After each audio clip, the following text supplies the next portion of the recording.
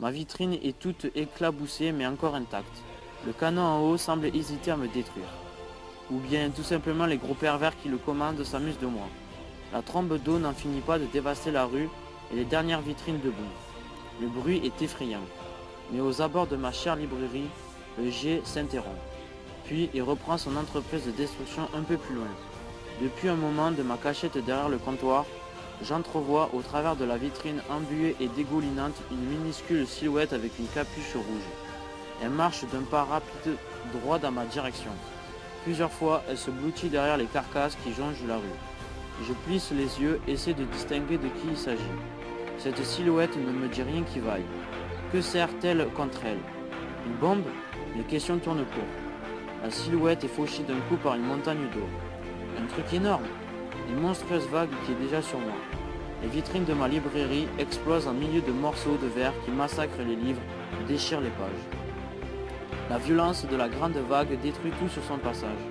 Ma petite malle placée derrière la caisse, qui contient mes livres préférés, s'écrase contre un mur. Mes pavés favoris s'en vont sous mes yeux dans le courant. L'eau noie tout. Romans, dictionnaire numérique dernière génération, chaises, table. Tout ce qui, il y a quelques secondes à peine, se trouvait encore en parfait état. Impuissant, je regarde tout ce qui a fait ma vie jusque-là s'engloutir. Le déluge est terminé. Tout est fini. Je n'ai plus rien. Tout est foutu. Plus de la moitié des livres sont irrécupérables. Je ne sais plus quoi faire. Je me retrouve tout seul, les pieds dans l'eau, au milieu de ma librairie.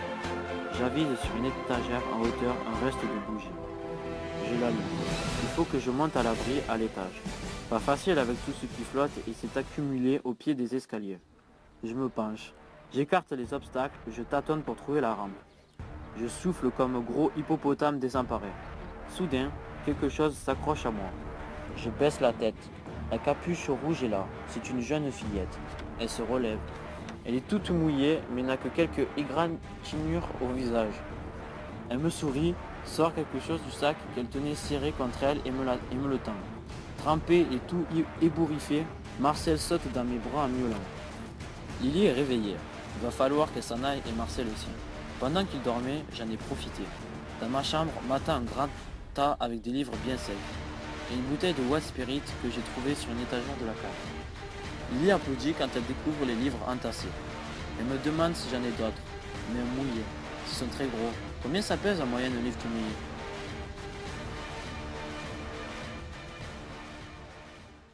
J'ai d'autres choses à penser. Elle finit par m'énerver avec ses questions idiotes. Maintenant, je lui crie « Parle, Marcel! Je te montrerai un passage secret. Tu n'as plus rien à faire ici. » Elle me regarde droit dans les yeux et réplique « Non, je dois rester ici. » Sans doute qu'elle a peur des brigades anti-jeunes qu'on attend passer au pas de charge dans la rue. Et puis, c'est vrai qu'il fait très froid. Je peux bien lui permettre de rester une nuit de plus. Dans le fond, la mort peut bien attendre un peu. Je lui propose qu'on s'offre un vrai repas. Au diable le rationnement. Je sors toutes mes cartouches du placard. On passe un bon moment. On rit beaucoup. Kiffé. Alors, qu'est-ce que vous décidez?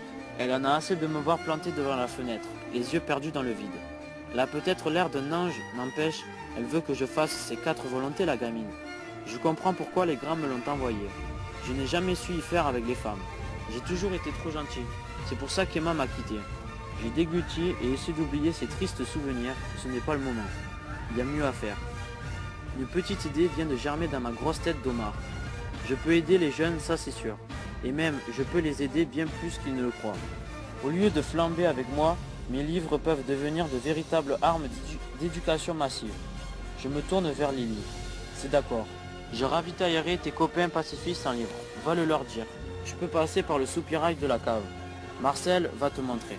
Mais n'oublie pas, Lily, il y a une seule condition. Et elle est non négociable. Chaque jeune devra lire à voix haute un passage du livre avant de le lancer. Il est bientôt 17h et un long tri commence. Lily et moi avons choisi en priorité les encyclopédies et les dictionnaires. Puis quelques gros pavés bien philosophiques. Des contes aussi, ceux de Voltaire. Il est clair que Lily n'a pas les mêmes motivations que moi. Elle trouve Voltaire particulièrement assommant et moi parfait. Rien de mieux pour faire réfléchir à coup sûr les personnes dépourvues d'esprit. Les Misérables de Victor Hugo, elle est choisie parce qu'il y a plusieurs tomes. Sûrement pas pour la critique sociale et les conditions de vie difficiles, encore d'actualité, que l'immense Victor décrit. Peut-être a-t-elle raison. Peut-être faut-il que je fasse comme elle. Prendre n'importe quel livre pourvu qu'il soit le plus épais possible. Je ne peux m'empêcher de sourire. C'est le monde à l'envers. Dans ma vie de libraire, j'ai tellement envie de pavé rester sur une étagère. Enfin, pour l'assommoir là, je l'avoue, je ne résiste pas. Son titre est tellement prometteur. 19 heures. Après l'artillerie lourde, c'est le tour des armes de séduction. Tout ce que j'ai encore de poésie, tout ce que j'ai de romans d'amour.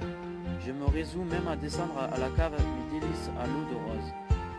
Pourquoi ne contribueraient-ils pas eux aussi à l'écriture d'une nouvelle page de l'histoire moderne? Cela commence par Verlaine, un de ses poèmes saturniens.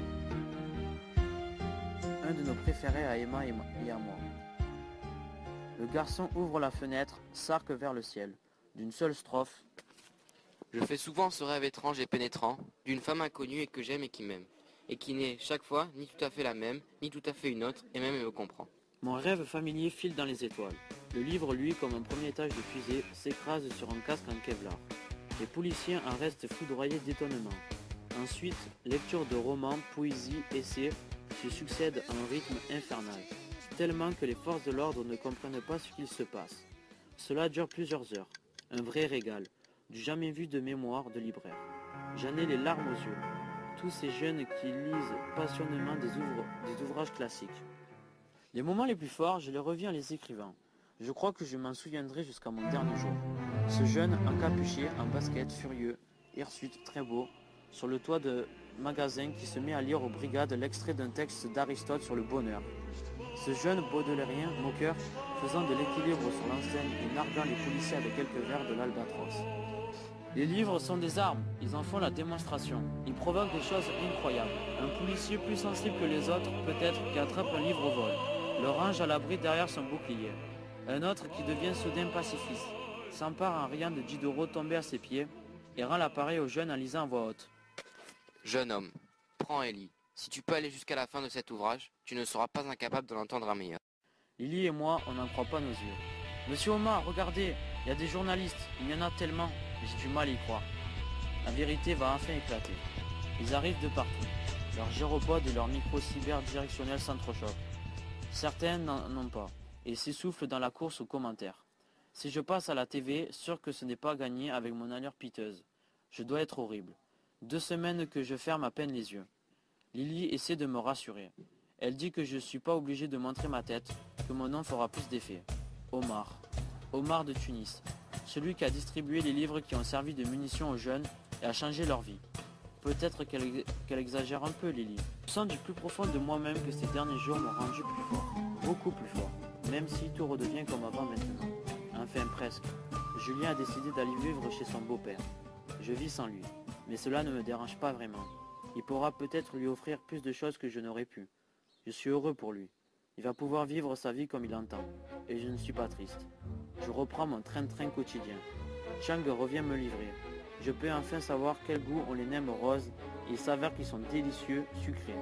Tous les deux, on se voit pratiquement tous les matins au bar d'enfance. On prend un café avant le travail. C'est quelqu'un que j'aime beaucoup, Chang. C'est un très bon ami. Il reste souvent manger avec moi lorsque je suis le dernier qui doit livrer. On passe de bons moments. Je nourris Marcel, on joue, je lui fais prendre des bains comme j'avais l'habitude de faire. Il déteste ça, mais il ne se sauve plus. Il reste à mes côtés quoi qu'il arrive désormais. Je suis bien décidé à me reprendre en main. J'ai même envisagé de rénover ma librairie. Je ne savais pas que la couleur pouvait à ce point changer une boutique. J'ai en permanence un arc-en-ciel dans la tête et sur les murs. Les enfants du quartier sont de plus en plus curieux. De ma nouvelle boutique, de mes nouveaux livres numériques, même leurs parents disent que ma librairie est plus attirante. Les jeunes du quartier m'aident beaucoup et disent qu'ils me doivent bien ça. Kyle, Juan, Paul et même Julien aussi. Car malgré son installation chez son beau-père, je reste toujours son père. Lily est toujours là aussi. On est devenus très proches. Cette petite fille est incroyable. Elle vient souvent à la librairie s'occuper de Marcel, après qu'elle soit sortie de l'école, et parfois je lui achète son goûter. De vrais liens se sont tissés au fil des jours.